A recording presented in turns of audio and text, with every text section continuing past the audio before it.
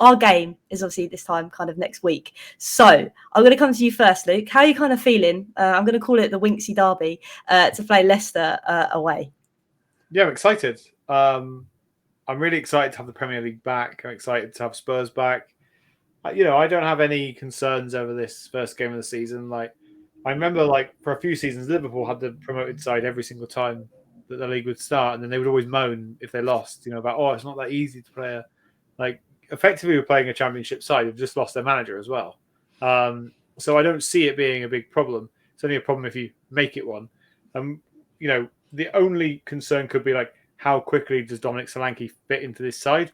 But I think he has all the attributes to play a very similar role that Harry Kane played in terms of, Mitch said earlier, holding the ball up, playing the ball off, being able to get into the box. He's obviously quicker than him. Get into the box, score goals. So if he can get, an early goal in this game, I can really see us kind of running away with it. So just hope that that's the Spurs that we see. We start aggressive and everybody plays as well as they can do. And I don't see us losing. I can't hack it if Harry Winks beats us. But Mitch, how do you kind of see it going down? Are you kind of in the same kind of boat as Luke? Do you think it's going to be difficult, obviously, away up to Leicester? Yeah, I am, but I'll play the slightly more pessimistic role for the sake of having both sides of the argument. I think if we were playing Leicester away in 2 months' time, I would be much more confident than I am playing them first game of the season on a Monday night under the lights on Sky Sports, when perhaps the players aren't going to be fully up to the speed of the Premier League just yet, because regardless of how many pre-season games you do play, it does still take a couple of Premier League games to really get back to that level. I do think we'll win. Just to put that on record, I do think we have obviously a much better squad than them. And Luke's very right in what he says.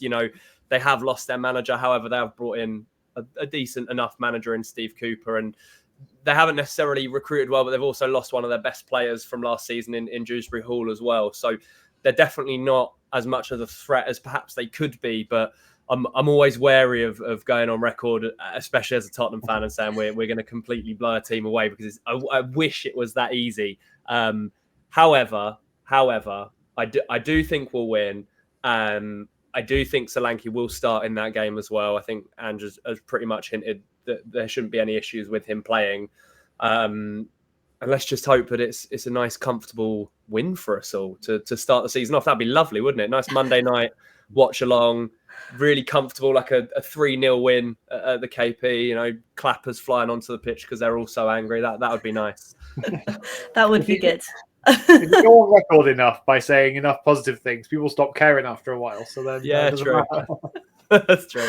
That is very true. I like that kind of Uno reverso. It's quite a good league. But obviously, we said about probably Solanke's going to start. I hope he does start, because it'd be great to get in the ground kind of running with him. But Luke, who else do you think is going to fit in the side? Do you think Decky, after the amazing pre-seasons he's had, is going to be that player that's going to start in the middle? Or do you think Ange is going to play him out wide? How do you kind of see that kind of dynamic going down? Yeah, I really don't know when it comes to Decky, really. Like, I do really like him. The only bit that still, like, frustrates me about him is, like, even though he scored in the first minute of the game, when the ball gets played into him sometimes, I feel like he's a little bit like legs all go everywhere and he just struggles to kind of get that first touch sometimes. I can see, obviously, the front three probably being something like Son, Solanke. I'm going to say Johnson, but it could be Kulusevski. I think he'll play Maddison in behind. I probably, as I said earlier, wish he would play Bergvall in behind, because what's the point in pre-season if you're not going to give players that are playing the best the minutes? And then I wouldn't go too dissimilar from last season. We'll probably see the likes. I would have said Bentancur and Bissouma, but now obviously with what's happened, probably or maybe like Bissouma and Sarr, but it'd probably be Sarr and Bentancur, I would imagine. And then Porro, Romero, Van de Ven, Udogi and Vicario. I nearly forgot all our players then. The only difference is probably going to be Solanke. I should have just said that was a big quicker, wouldn't it? I was trying to work it out in my head as you were saying it, but I think we're all kind of under the agreement that probably the keeper and the back four are going to probably be the same. Yeah. And then from there, I mean, Mitch, are you kind of under the impression that Decky's going to play for the middle? Is he going to play out wide? How do you kind of see that midfield dynamic? Because I think that's the only thing that sometimes gives me a bit of a headache of working out who's going to play in that midfield. I think, based on the way he's played in pre-season, I think Kulusevski will start, but he will start on the right-hand side, and it will be a front three of Son, Solanke, and Kulusevski. I think he's clearly done a lot of work over the summer, and I think it would maybe benefit us a bit more to play him in that winger, even if it is maybe not his strongest position. And Brennan Johnson off the bench isn't necessarily, it's not a bad option to have, is it? And do you know what? I actually think in midfield that we might see one of Gray or Bergvall start. I'm more inclined to say perhaps Archie Gray might start, because I agree with what Luke said in the sense that I can't see James Maddison being dropped, especially against Leicester, of course, in their first game back since first time he's playing them since he left them. So yeah, I can see alongside Solanke perhaps Archie Gray being the other new player that comes into the team. But yeah, like you said, goalkeeper and back four will be the same. Obviously, Ange just said that he wants to play Son on the left, so that's where he'll play. Got three choices to pick from technically as a striker now, which is always good to see.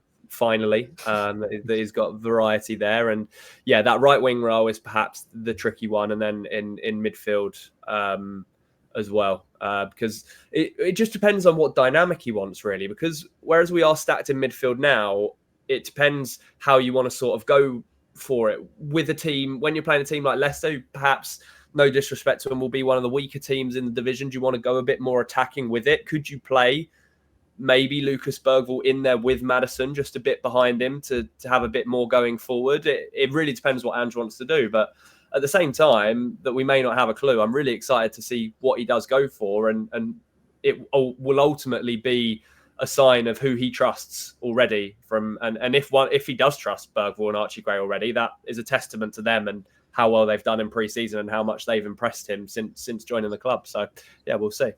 It's going to be exciting. I always say it's nice to kind of have that headache in the midfield. I'm kind of glad I don't have it. And Andrew's kind of got it to kind of dissect who's going to play in that midfield, who's going to work well. But I think it's going to be an interesting game. Like I totally even forgot that Maddison came from Leicester. So it's going to be obviously the Winks versus kind of Maddison kind of game. So it's going to be an exciting one.